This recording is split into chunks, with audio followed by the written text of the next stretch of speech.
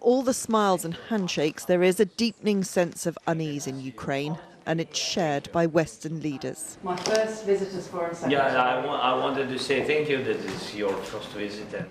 In a week when NATO has engaged in combat with Russia for the first time, the Foreign Secretary travelled to Kyiv on her first official mission in the role. How to counter the threat of an emboldened Russia, the dominant topic. And our thanks to you and to the Ukrainian people for your resilience and your strength and your courage in the face of Russian aggression. We know that you do this for all of us because your security is our security. Russia's attacks on Ukraine are on the increase, and for the first time, government buildings are being targeted.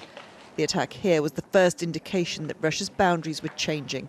Days later, drones were sent into Poland. And this is what the consequence of an emboldened Russia looks like. Throughout the years of this war, there's been a tacit agreement that government buildings were not targets. However, in the last few days, that seems to have disappeared. This is the missile that took a direct hit here. This building used to be the office of the Prime Minister. As a result of such attacks, the UK is increasing sanctions aimed at Russia's military production and their income from the illegal shadow fleet, something the Trump administration has still not done. Ultimately, we also need that pressure on Russia, including economic pressure, including the stronger sanctions. And that's why we're setting out 100 new sanctions from the UK. We want other countries to do the same. Will you be pushing Donald Trump to do that when he's over in the UK on the state visit this week?